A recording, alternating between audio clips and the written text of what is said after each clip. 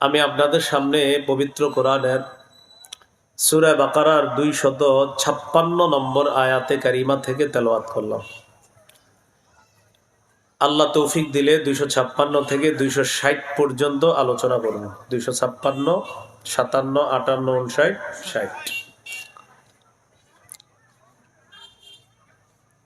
এই 5টি আয়াতের মধ্যে আল্লাহ তাআলা গুরুত্বপূর্ণ কিছু কথা বলেছেন। 256 নম্বর আয়াত,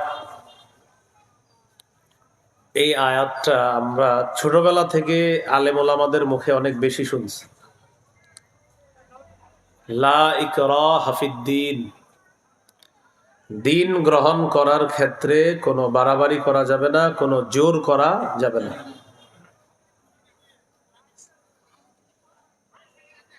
এই আয়াতটা আল্লাহ কেন নাজিল করলেন? জাহিলি যুগে ইহুদি নারীরা যারা বন্ধা ছিল, যাদের সন্তান হতো না, এই বন্ধা নারীরা মানত করত, আমার যদি পুত্র সন্তান হয় তাকে আমি ইহুদি বানাবো। জাহিলি যুগে নারীরা যারা বন্ধা ছিল, তো তারা মানত করতো, আমার ছেলে হইলে আমি তাকে ইহুদি বানাবো। তো যাই হোক, যখন আল্লাহ তাআলা ইসলামের বিজয় দান করলেন, মুসলমানরা মদিনায় বসবাস শুরু করলেন, আল্লাহর পক্ষ থেকে বিধান আসলো ইহুদিদেরকে যেন মদিনা থেকে বের করে দেওয়া হয়। নাজিবি গোত্র আছে একটা ইহুদি, তাদেরকে যেন বের করে দেওয়া হয়। ইহুদিরা চিন্তায় পড়ে গেলেন। বেশি চিন্তিত হয়ে বললেন, মুসলমানদের মাঝে ইহুদিদের কিছু আত্মীয় আছে, খ্রিস্টানদের কিছু আত্মীয়, মানে যারা আগে খ্রিস্টান ছিল এখন মুসলমান, আবার যারা আগে ইহুদি ছিল এখন মুসলমান। তো মুসলমান হওয়ার পর কিছু আত্মীয় তো আবার অমুসলিম আছে। তারা চিন্তিত হয়ে পড়ল। তখন আপনার মুসলমানদের মধ্যে কেউ কেউ চাইলো, আমি আমার আত্মীয়কে যদি জোর করে মুসলমান বানায় মদিনায় রেখে দিই, হবে কিনা। এর মাঝে একজন সাহাবী ছিলেন, তার নাম হুসাইন আল আনসার। কি নাম? আল আনসারী রাদিয়াল্লাহু তাআলা। তার দুজন পুত্র ছিল খ্রিস্টান। নবীর কাছে গেলেন, যাওয়ার পর বললেন, ইয়া রাসূলুল্লাহ, আমার দুজন পুত্র খ্রিস্টান, আমি জোর করে তাদেরকে মুসলমান বানিয়ে মদিনায় রেখে দিতে চাই। আল্লাহ তাআলা সূরা বাকারার 256 নম্বর আয়াত নাজিল করে দিলেন, লা ইকরাহা ফিদ্দীন, দিন গ্রহণ করার ক্ষেত্রে কোনো জোর করা যাবে না। জোর করে সন্তানদেরকে মুসলমান বানিয়ে মদিনায় রাখা, এই বিধান নাই। জোর করে বানাবেন না, যারা যদি মন চায় মুসলমান হবে, দাওয়াত দেন ইসলামের। সূরা বাকারার 131 নম্বর আয়াতে আল্লাহ বলেন, ইয ক্বালা লাহু রাব্বুহু আসলিম ক্বালা আসলামতু লিরাব্বিল আলামিন। ইব্রাহিম নবীকে তার রব বললেন, আসলিম, আত্মসমর্পণ করেন। ইব্রাহিম নবী জবাব দিলেন, আমি বিশ্ব জগতের রব আল্লাহর কাছে আত্মসমর্পণ করলাম। 132 নম্বর আয়াতে আল্লাহ বলে দিচ্ছে, বাবা হিসাবে সন্তানকে কি বলতে হবে আমরা।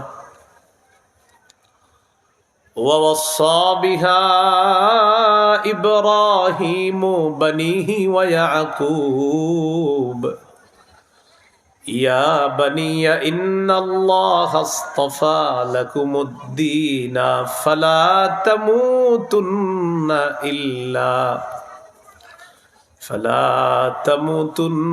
ইল্লা ওয়া আনতুম মুসলিমুন। আল্লাহ তাআলা বলেন, ইব্রাহিম এবং ইয়াকুব নবী তাদের সন্তানদেরকে ওসিয়ত করলেন, হে প্রিয় সন্তান, আল্লাহ তাআলা তোমাদের জন্য দিন নির্বাচন করেছেন ইসলাম, সাবধান তোমরা মুসলমান না হয়ে মরবা না। তাহলে এটা আমরা সন্তানদের এটা বলতে হবে, মুসলমান না হয়ে মরবা না। ইসলামের সৌন্দর্যতা আরেকজনের সামনে তুলতে হবে। কিন্তু তারে জোর করা যাবে না, তুমি মুসলমান হতেই হবে এমন না, দাওয়াত দিব। সূরা আলী ইমরানের 19 নম্বর আয়াতে আল্লাহ বলেন, ইন্নাদ-দীনা ইনদাল্লাহিল ইসলাম, আল্লাহর কাছে একমাত্র মনোনীত ধর্ম ইসলাম। দিল থেকে বলেন তো, আল্লাহর কাছে মনোনীত ধর্ম ইসলাম। এবার খুশিতে বলেন আলহামদুলিল্লাহ। কেন আল্লাহ কত মায়া দয়া করে আমাদেরকে ইসলামের মধ্যে রেখেছে, মুসলমান হওয়ার তৌফিক দিচ্ছে। আল্লাহর কাছে যে ধর্মটা মনোনীত, সেই ধর্মের মধ্যে আল্লাহ আমাদেরকে রাখছে। এই শুকরিয়া তো আপনি সারাদিন সেজদায় থাকলে শেষ হবে না। তাহলে কি শিখলাম? সাহাবী আয়েশা বললেন, হুজুর আমার 2 সন্তানটা আমি জোর করে মুসলমান বানায় রেখে দিই। আল্লাহ বলে দিলেন, লা ইকরাহা ফিদ্দীন, দিন গ্রহণ করার ব্যাপারে জোর করা যাবে না। ক্বাদ তাবায়্যানা রুশদু মিনাল গাই, আল্লাহ বলেন হেদায়েত গুমরাহি থেকে স্পষ্ট হয়ে গেছে। কোনটা হেদায়েত, কোনটা গুমরাহি, কোনটা আলো, কোনটা অন্ধকার, এটা এখন স্পষ্ট। ফামান ইয়াকফুর বিত-তাগুতি ওয়া ইউমিন বিল্লাহি ফাকাদ ইসতামসাকা বিল উরওয়াতিল ওয়াসকা লা ইনফিসামা লাহা। আল্লাহ বলেন হেদায়েত এবং গুমরাহি স্পষ্ট হয়ে যাওয়ার পর যারা তাগুতকে অস্বীকার করে আল্লাহকে বিশ্বাস করবে, তারা এমন তাওহীদ নামক মজবুত হাতল আঁকড়ে ধরলো, যেই মজবুত হাতল ছুটার কোনো সম্ভাবনা নাই। এই মজবুত হাতল তাকে জান্নাতে প্রবেশ করাবে। আল উরওয়াতুল ওয়াসকা, মজবুত হাতল। এই হাতল তাওহীদের হাতল, আল্লাহর একত্ববাদের হাতল। এটা ধরলে এটা আপনাকে জান্নাতে নিবেই। তো এখানে বললো যারা তাগুতকে অস্বীকার করে আল্লাহকে বিশ্বাস করে। তাগুত কি জিনিস? তাগুত হলো যত সীমা লঙ্ঘনকারী আছে সব তাগুত। বাকি 1 নাম্বার তাগুত হলো শয়তান। 1 নাম্বার তাগুতকে শয়তানের পরে যত সীমা লঙ্ঘনকারী আছে সবাই তাগুত। না, আমাদের একটা পোড়া কপাল বা ভাগ্য খারাপই বলতে পারি আমরা, অথবা নিজেরাই এই ভাগ্য আমরা নিজেরাই গ্রহণ করছি। 90 ভাগের বেশি মুসলমান আমরা এক তাগুতকে ছাইরা আবার আরেক তাগুতকে আমরা ধরি বারবার। এক তাগুতকে ছাড়ি, আরেক তাগুতকে ধরে বৃষ্টি থেকে বাঁচার জন্য ঝর্ণার নিচে গিয়ে দাঁড়াই। এক তাগুতকে ছাড়ি, ছাড়ার পর আরেকটারে ধরি। তো দোনোটাই তো ক্ষতিকর, দোনোটাই কি ক্ষতিকর।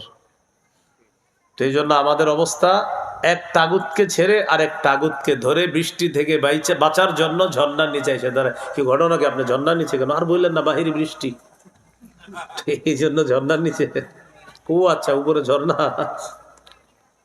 আল্লাহ বুঝার তৌফিক দান করেন। আল্লাহ বলেন ফামান ইয়াকফুর বিত-তাগুত, যারা তাগুতকে অস্বীকার করবে, ওয়া ইউমিন বিল্লাহ, তাগুতকে অস্বীকার করার পর যারা আল্লাহকে বিশ্বাস করবে, ফাকাদ ইসতামসাকা বিল উরওয়াতিল ওয়াসকা, তারা এমন মজবুত হাতল আঁকড়ে ধরে, লা ইনফিসামা লাহা, যেটার ছুটার কোনো সুযোগ নাই, যেটা বিচ্ছিন্ন হওয়ার সুযোগ নাই। ওয়াল্লাহু সামিউন আলিম, আল্লাহ সর্বশ্রোতা সর্বজ্ঞানী। আল্লাহ তাআলা জানেন, আল্লাহ শুনেন আমার আপনার মুখ দিয়ে কি বের হয় এটা আল্লাহ শুনেন, আর আমার আপনার অন্তরের মধ্যে কি আছে এটা আল্লাহ জানেন।